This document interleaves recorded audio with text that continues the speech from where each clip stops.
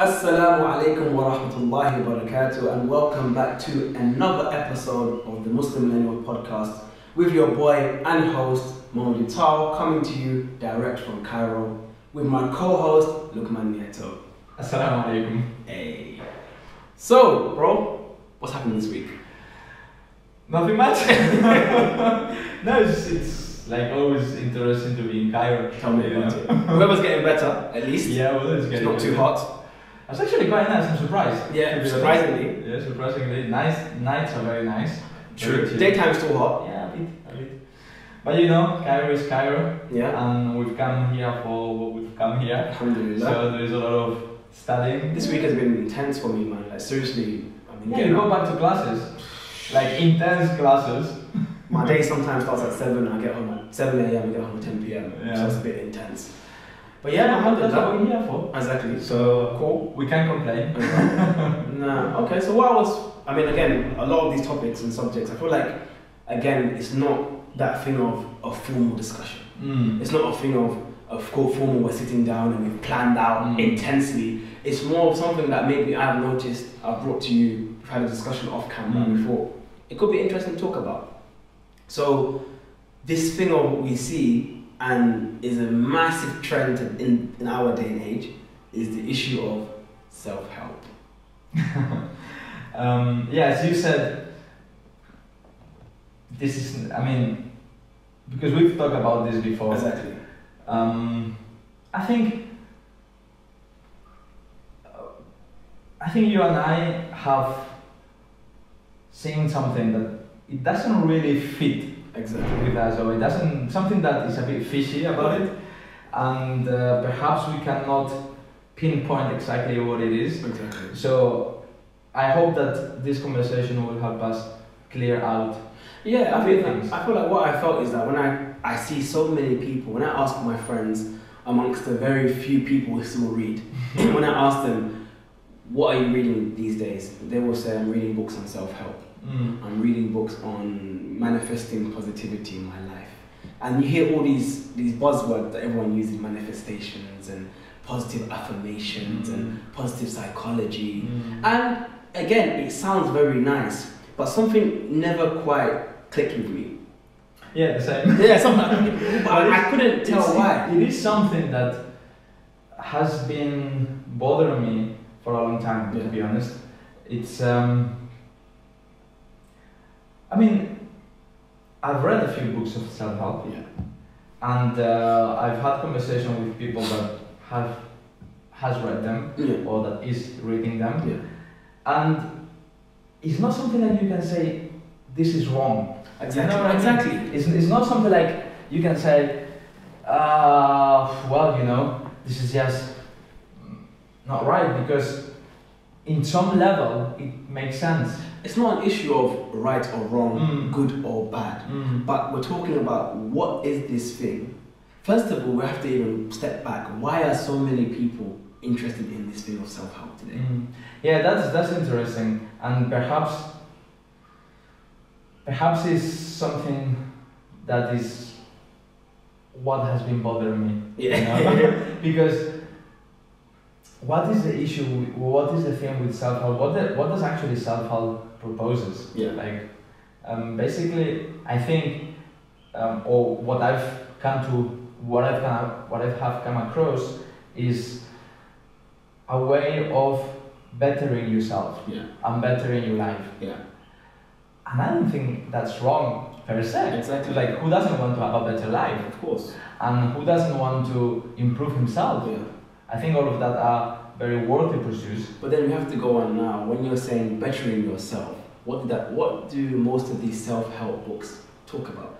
Bettering yourself in a material way. Yeah, but that's the thing. It's like, okay, so bettering your life and bettering yourself, right? But what is better? And what is the self? Exactly. That you want to better. No, that's for me is where the real nitty-gritty of this issue is. Exactly. Because if I'm saying, self-help is really good because it helps you have a happier life. But what's happy? Exactly. What is the definition of happiness that this book or these books or one particular book or other particular book proposes. But my issue with the self-help movement is that it proposes that happiness can be defined by a person or a group of people, and this is what makes those people happy. But it wants to say that that will work everywhere else. Yeah, well, that's one big issue, and I agree with that. And it's what we were just saying, that what doesn't mean happiness. Exactly. Because happiness comes from a definition of the individual, of the self that wants to be better and wants to have a better life. So basically, if you want to say, well, these books will help you have a better life, happier life, then you have to define where you are now. Yeah. You have to define who is in that position, and you have to define where are you going, what is the goal. Yeah. So all of these books already come with a presupposed paradigm of what is the self, how the self can be improved, and what is the goal of that improvement. And the problem is, as I see it, it's not that they propose that. Everyone will propose that. Exactly. When we are speaking, we are proposing that. But that those conceptions of the self, those conceptions of happiness, are universal. Well, while we know that individuality is a concept that takes different paradigms, that takes different manifestations depending on the culture, depending on the time, depending on the what is usually called the zeitgeist, it's like the spirit of the time, and includes culture, religion, if there is any, all the social parameters, etc., etc., etc. So I think my first point of criticism with these books is not that they work or they don't work, because in most cases what they propose are things that are very common sense. And this is the thing, do you not feel that, and this is my issue, attaching myself to that criticism, is that people have bought into the lie. In the sense that we agree with these things, but they're common sense. They're commonsensical things. Like you don't need a book to tell you to do these things. But the thing is, some people do need a book to tell them that. This is the problem. This is also, it's a bit of a tangent which I won't go into, but I really find it strange how people have a desire to be micromanaged. Yeah, that's a big issue. So I don't want to go too much into it, but attaching a point to that would be also within religious as well. This is, we're not going to go into this at all right now. But I also find when people have, so let's say, just an example, people will say, what's the fiqh ruling on music? I will say there have been some scholars that have said it's permissible, some scholars have said that it's not permissible. Throughout history, I'd say maybe the majority have said it's not permissible. But then they define what is music, or some music that's like has maybe good lyrical content, and then they go into it. Then someone will then say to me, but what should I do? I'm just like, or someone will say, I really like music, but I find it distracts me from my worship of God. What should I do? Even though you might be permissible. I will then say to you, then don't listen to it. Yeah, but the thing is, in that regard, obviously, I'm not a faqih, and this is not a fatwa. But if you feel that is wrong, if there is disagreement on the issue, if the positions are clear, but if there is disagreement on the issue, and you feel that is wrong, you feel it that way, then don't do it. Thank you. And this is where it comes down. And if you feel like it's something that benefits you in some way, or doesn't bother you, or helps you in other ways, then do it. Because there is healthy disagreement. Exactly. But this also comes down to, again, the last point on this will be what we say in fiqh. Everyone is faqih nafs. You are the faqih, the scholar, the arbiter for yourself. Yeah, but that's a very but this exactly goes against the concept of the books that are designed with self-help. Well, no, I wouldn't really say that. Okay. Because you see that what I think is that the books on self-help and we are generalizing a lot. Yeah, right? Because it's a big genre and there's a lot of different types. Yeah. A lot of them are much more psychological or based on different psychological theories, and all of them, and a lot of them are much more speculative and true. But I think what we can agree on is what we're talking about now is that genre which is mass popular on mass today. Well, you see, the thing is, we as humans, we tend to want a formula that works. Yeah. So if I do this, then this will happen, then that will happen, then I will achieve this, or I will achieve that, and I will be happy. Yeah. But there isn't such a formula for life. Of course. Life doesn't have a formula because life is a living thing. Yeah. You know, life is something that for each individual it's different. Is subjectively different. Exactly. Okay, I can agree, and there is a lot of research and that there are, how you call it,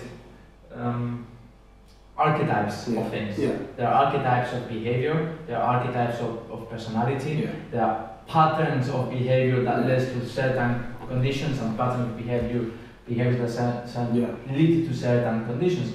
But to try to narrow down a formula that will work for everyone is narrowing down the human experience to what a particular person thinks. Exactly. And that, okay, it might be backed by 100 scientific articles, which that's another issue, scientific articles, but it might be backed by 100 scientific articles.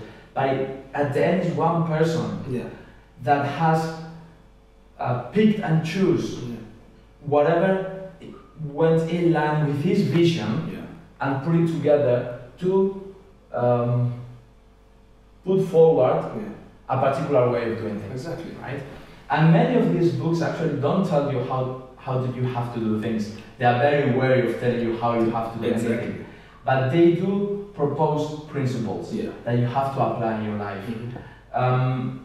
Once again, my main issue with all of this is that when you take this on, you are accepting certain inherent conditions of the individual and of society and of happiness or unhappiness or success or not success. Certain ways that has been already defined without critically being capable of approaching that definition. Now, for example, a book that proposes that, we should be happy. Okay. At least outwardly I could agree with that we should be happy. You could agree too. But what is happiness? And how do we quantify happiness? And how do we measure happiness? And how if you are proposing a book that is going to help you achieve that, all of this is presupposed, and you are taking it on without critically approaching it. Yeah, fair. I totally agree. But for the sake of argument, what is the problem with that? What's an issue? Well, if someone says to me, I am unhappy in my life. I've seen people out there have material success, happiness. I can visually see this. I want what they have, and they are saying to me, to have what I have, this is the way. What's the issue? That's a good question. First of all, I would say that you are comparing yourself to other people without taking into account the circumstances that have led them to be where they are, and having into account the circumstances that have led you to be where you are. So you are seeing someone out there, right? And they seem to have what today, in an outward way, would say a good life. Material success, a healthy relationship, and all of this is a so as I say, they're out there living their best life. Yes. So you're seeing them doing that way, and you want that. That's natural. We can also get into that, but that's natural. You want that, and then these people tell you, well, this is what you have to do. But they tell you what you have to do from the circumstances that they were that you are not. that are not the same as you are. So it doesn't mean it's gonna work for you. Yeah. That's the first thing. Okay. Second is that there is a technical term which I can't remember in philosophy, but what they are putting forward is not the entire life. What you're seeing is the outward success. You're not seeing the tragedy of their lives. Yeah. Because these two things, in my opinion, always go hand in hand. Yeah. Life is not just a succession of happy moments. Yeah. It's an alternation between different states. Life is conflict. Yeah. Life is conflict, not in the sense of anger, but in the sense of you are confronting constantly the other which is not you, which is everything that is not you, from the moment you are born. Of course.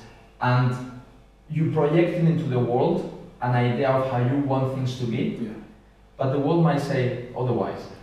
So it's a constant encounter between your projection and what the world and the reality, which is what the people too, brings up to you. So it's a constant conflict, and we all have it. The one that seems the most has it, the one that's like the one that seems the most successful has it, and the one that doesn't seem has it. So you first of all you are comparing yourself to them without taking into account all the circumstances that have led you there, that have led them there, and have led you there. And second, you're not seeing the tragedy. That's Instagram. Right? That's Instagram. Exactly. You know, you will see all of these, all of the profiles that we make up of ourselves. You know, and this is the common. I mean, how many times have we seen on Instagram someone posting on the story, "Oh, don't compare yourself to others on Instagram because the only thing you see is what they want to put." But that is not only happening on Instagram. That happens on life. Of course. Like you see someone that has an amazing life, you're not seeing the back because that thing is hidden from you, and you desire that. Of course. Now, the third aspect I would say is that how do you know that having what they have is going to make you, I would say happy, but it's not the right word. Right? It will make you content. How do you know that? Because you have not had it. Exactly. How many? What was this show we were watching the other day? The comedian, the black comedian. Dave Chappelle. You remember the first scene? You can say it because I can say it. He had the best life you can ever get, and he hung himself. You never know. You know, you never know all of those things.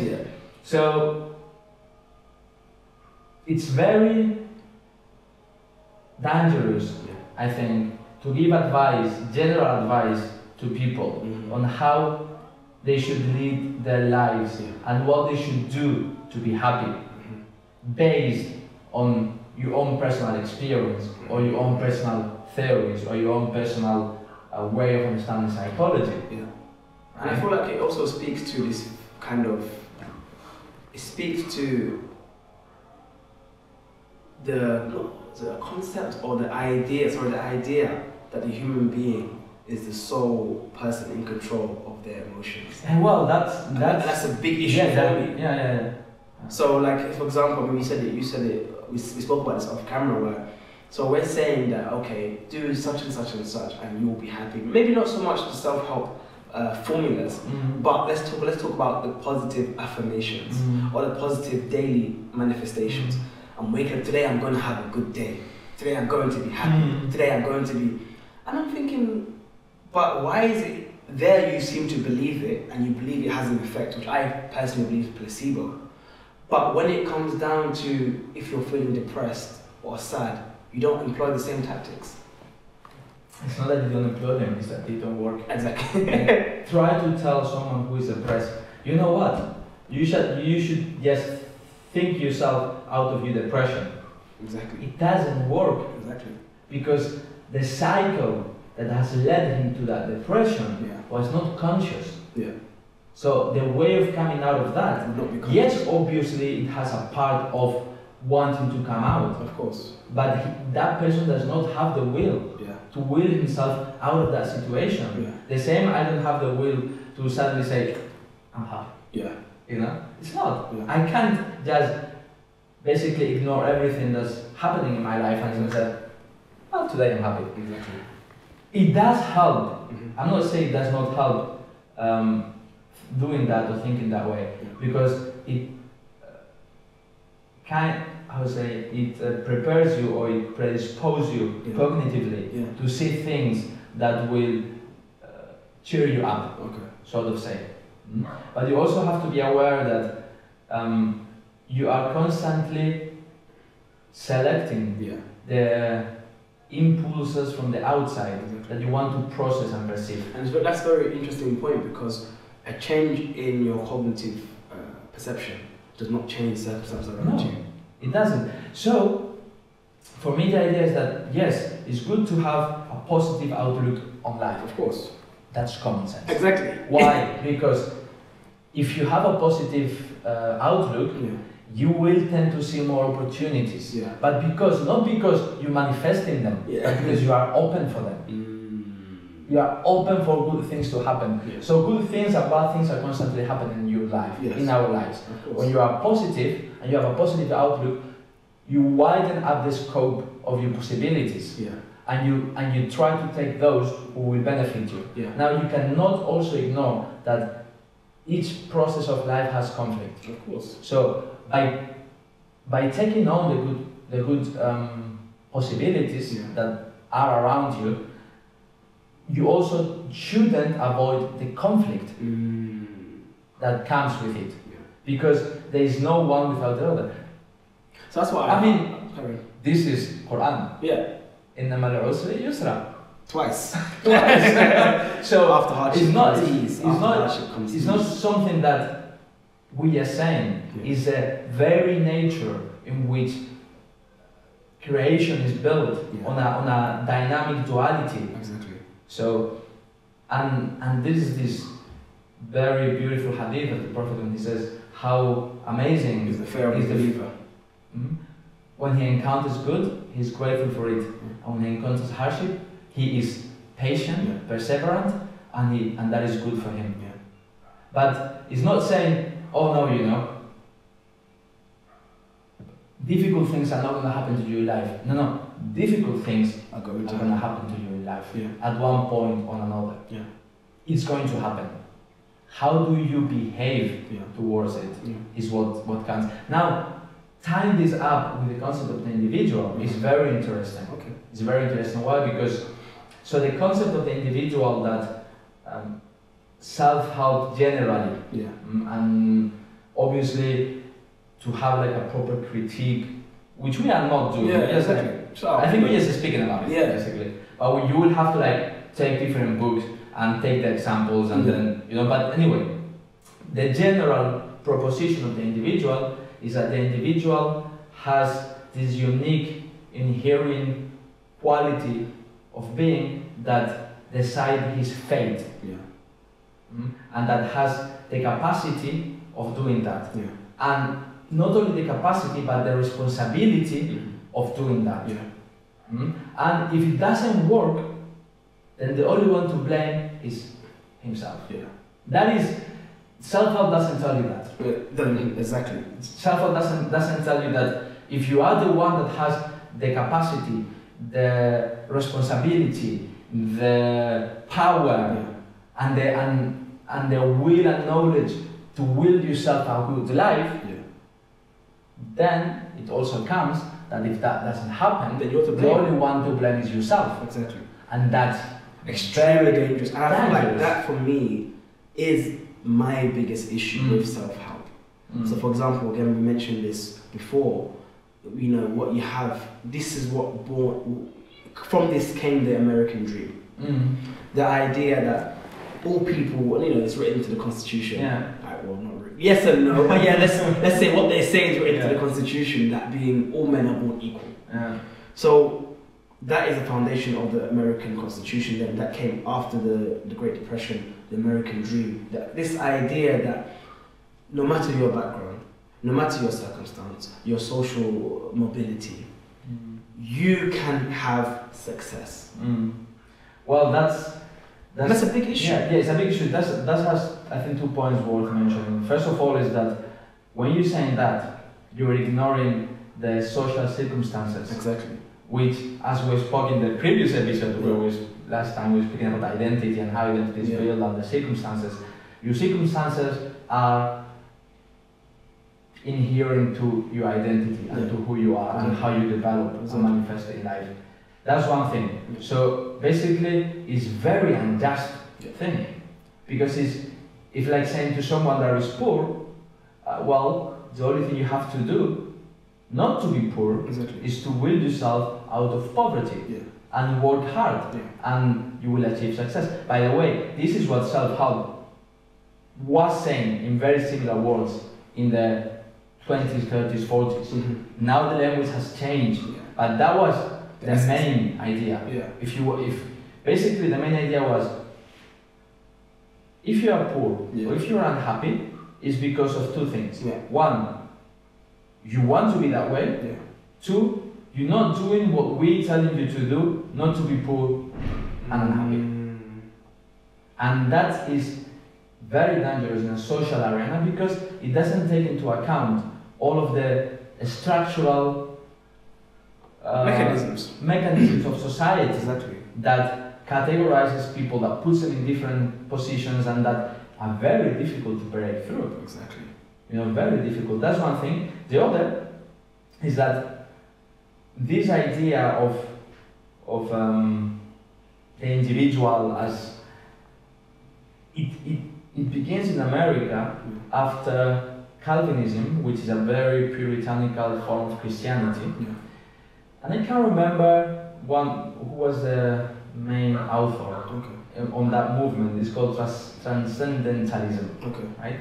But basically took the idea of the individual from Puritanism, from Calvinist views of Puritanism, which basically said, the human being is inherently bad, and he has to constantly check himself, so he doesn't commit sin, and constantly work to make a beneficial life, but he shouldn't also enjoy too much the benefits, because that's also a sin, right? And there is absolutely nothing good with it in this life with the human being, and he is responsible before God of his inherent evil. Which is very problematic. But that was kind of the view. So this movement, which was at the beginning of the 20th century, end of 19th, beginning of the 20th century, basically, which I understand. It's like, well, no, that's not the view of the human being, right? Human being, this is what they said, has an inherent divine quality within himself, and that what makes him worth. And because he has that inherent divine quality as an individual, he has the obligation or responsibility to manifest that destiny in his life. Welcome back. We had a short break for the prayer, so let's get straight back into it, man. What were you saying before the break? I think I was thinking, I hope. No, I think I was saying that the conception of the individual that is preeminent through self-help books, it comes, the initial movement or the initial conception, it comes from a movement that was called the transcendentalism, I think, that was in end of the 19th, beginning of the 20th century in the United States. I cannot remember who was the main proponent, but basically it took the vision of the individual of Calvinism as an inherently evil individual who has to constantly check himself and be constantly working in order to check himself and to check his evil so it does not manifest in front of God, and said, well, that's not true, because the human is not inherently evil. They said there is something inherently divine about him. But so this was the opposite camp. yes, Okay. I mean, well, basically reverse the situation. Okay. Right? They said there's something inherently divine in the human being, as opposed to inherently evil. yes. Okay.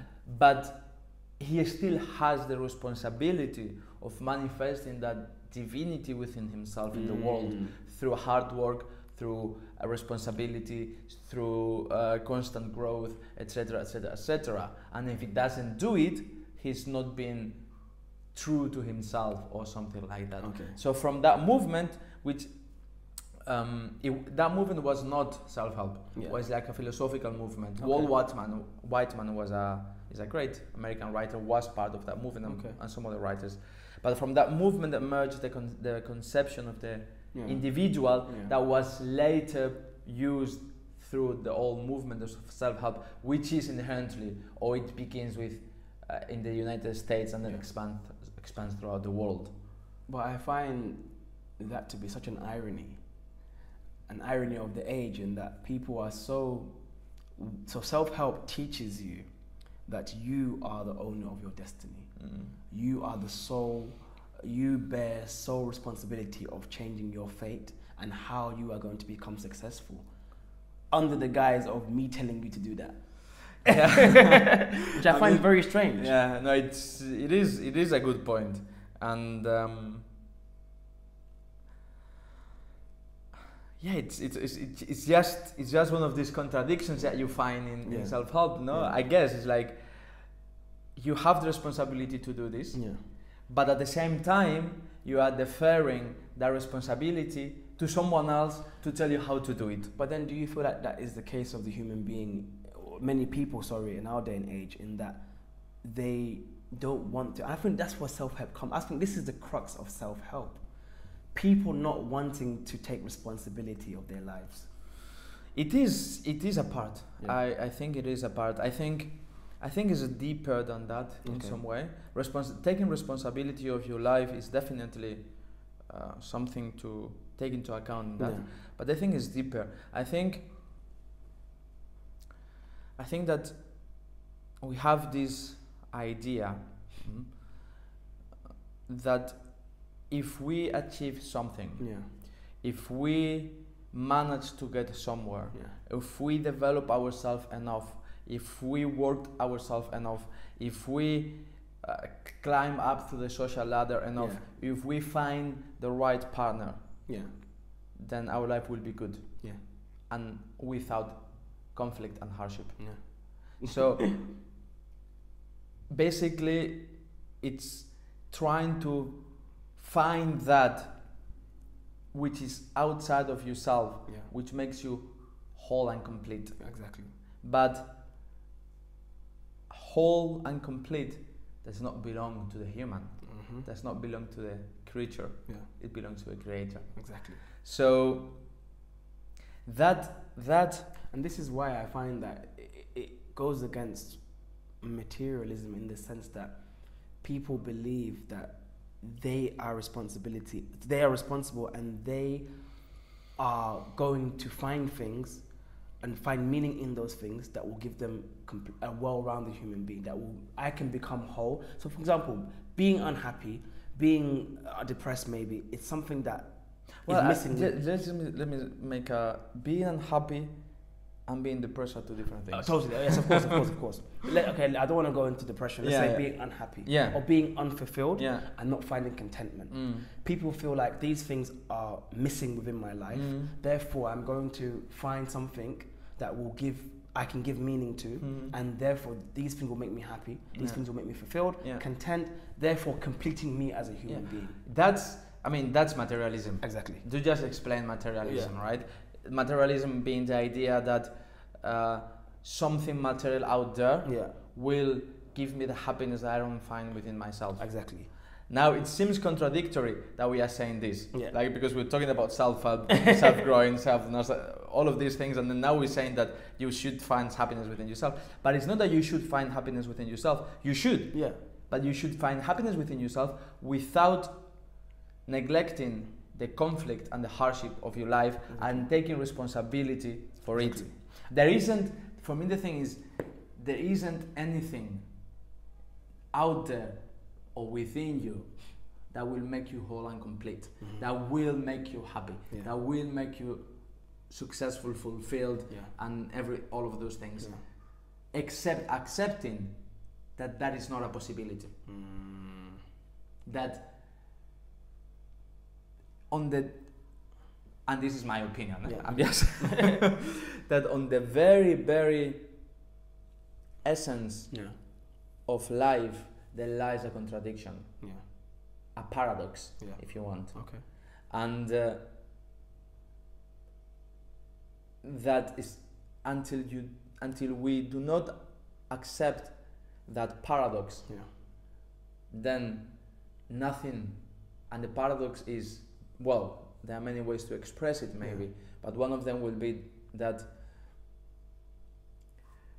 the only way to become fulfilled is understanding that you will not be fulfilled. And that's a very, I guess it's a very, that is a thinking that comes from the existential philosophy. It's very deep. But I also think we find it in the Quran. There is a verse which I cannot exactly remember where it is. But in which verse Allah says, everything good and bad that happens to you comes from Allah. And everything. And then it says, but everything bad that happens to you from your own hands. Comes from yourself. And you're like, wait a minute. How do I take this? Exactly. And I do have an understanding. Please share it. I don't know if we have enough time. Okay. That is the paradox I was referring to. That is the paradox I was referring to. But I think I just wanted to illustrate that paradox, we can find it in the Quran.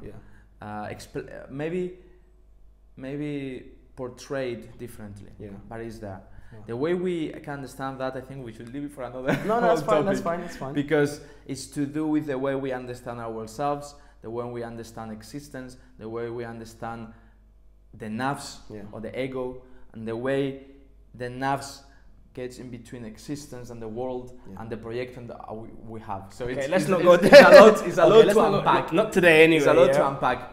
But then, we're not, obviously, again, I said this last time, we're not about finding a set conclusion, and we're not going to be act as a contradiction and say, this is what you have to do, everyone. But what are we saying? Are we saying that these books have no use? Are we saying that people should not use these books? For me... No, I don't think... carry on. I don't think... I think it's like everything. You have to be aware of what we are being exposed to.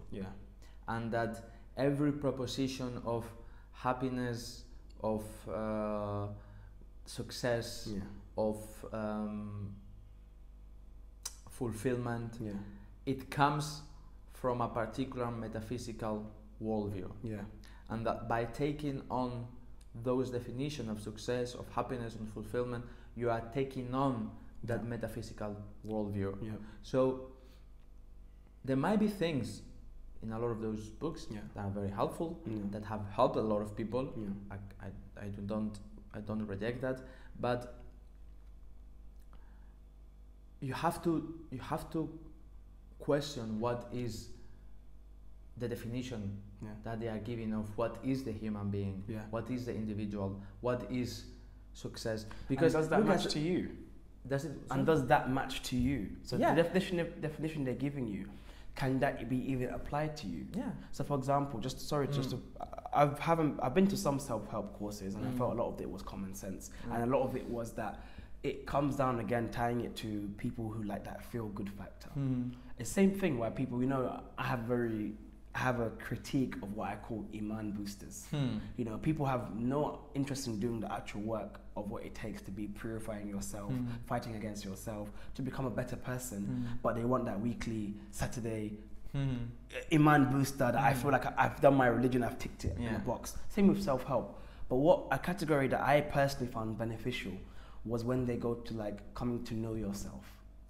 So, for example, we both know the author Alexander Carberry. He wrote the book Know Yourself, where he talks about sanguine, phlegmatic, and I found that very beneficial because that wasn't a thing of like that gave you an archetype that you could relate to, and even then there was differences within it. And I found that with self-help, it gives you one set being, or it's based on one individual way of being, and then it devises a formula from that. And my problem is that anything that's black and white, it has a question mark for me. Yeah, I mean, I think it's going to remain a question. Yeah. For me and for us at this moment, which is, you mentioned Carberry. Yeah. And I have read his book. Yeah. And I found it very interesting. Yeah. But even that book proposes a particular way of the individual and what is the human being. Yeah. And it is a very old tradition that he proposes. Yeah, of course. Is is from the pre-Socratics even, from the Greeks, and it has tradition has been going on and about the different humors of the human being and how they relate also to the physical health. And it's a very old tradition, and obviously there is a lot of knowledge in it, but it does proposes a particular understanding of the human being, which one might agree that one is more diverse. Yes, I mean that thing is not saying this is how you have to do things. Exactly. It's saying know yourself enough to know which things, and morally, but which things benefits you more in your natural tendencies and character and develops you more. Like everyone knows that certain foods, when you eat them, it might set bad on your stomach, but it will be perfectly good for you. Exactly. And there is nothing wrong with that food. Is that we take it differently, of course, and we process it differently. And for me, it might be very heavy, and for you, it might give you a lot of energy. So same wise, it's like know yourself so that you know which things will benefit you more or less. But at least it's like it's not telling you what to do. It's telling you get to know yourself more. And then by knowing yourself and testing that in the world, you will starting to know what benefits you or not. It's not a formula for happiness. Exactly. Which that is, and I guess in all instances, there's whenever someone proposes something like this, there is a conception of the human being. I think we've mentioned this a lot, but I think it's the nitty-gritty of this topic in a way. It can be other things, but I think that is quite interesting. And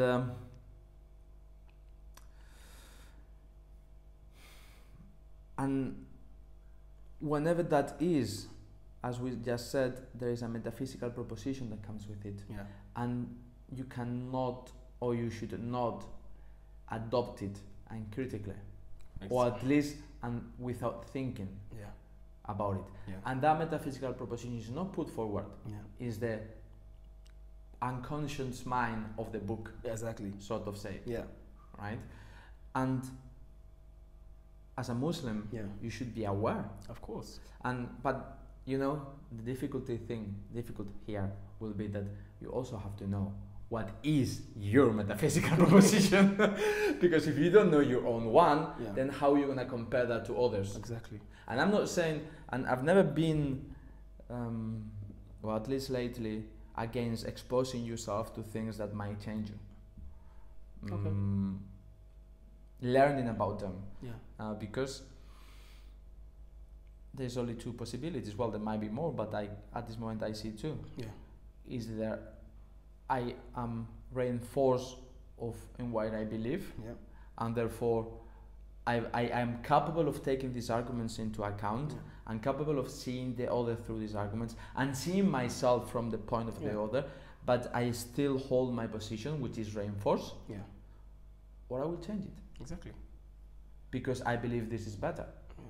And it was Aristotle that said the mark of an educated mind is to accept something, is to study something without accepting it. To be able to entertain the fact. But it's something very interesting in that as well. we might be getting away. I the think we'll topic. definitely. There's so many topics we can talk about, but I think for now we're going to wrap it up there and leave it there. It's been an awesome discussion. Any takeaways?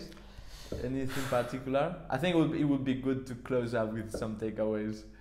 I feel immediately what comes to mind is I'm not, even though I've spent the last 40 minutes dissing self-help, I'm not saying that they have no use. What I'm saying is that recognize that, first of all, is this speaking to my reality? Is this book speaking to my circumstances? Is this book taking into account the things I have been through? This is why I find, so now people find self-help and find that, okay, maybe they don't speak to my reality, or maybe they do. But it's different to saying someone who inspires you. So let's say I find inspiration in Malcolm X. I can outwardly see the things he went through. I can outwardly see his upbringing, and I can relate to that. So being inspired by him and following his footsteps will make sense. When it comes to self-help, not all the circumstances are the same. And then my issue is that when it doesn't work, how people find themselves. You know, what's wrong now? What is wrong with me now? Why is it that this thing is not working for me? That's one of my takeaways. That's a good point, because I think we mentioned earlier, but the counter side of you being the one that makes you fail is that you are responsible for your failure. Exactly. And that's also problematic. For me, as a takeaway, I think that the key to find joy, which would be in a way, or one of the keys to it, is to accept that nothing will complete you, nothing will will perfect your circumstances or yourself. And by accepting that, we might begin to find joy and meaning in the moment that we are living. I think that's beautiful to end on. Guys, hope you enjoyed the discussion, and I'm sure we'll have many more on this topic and other topics. Get involved, like, comment, share, subscribe to the Muslim Millennials channel on YouTube. Wherever you're listening to this, on iTunes or Spotify, leave a like and comment and get involved. And until next week or next time, peace out, man.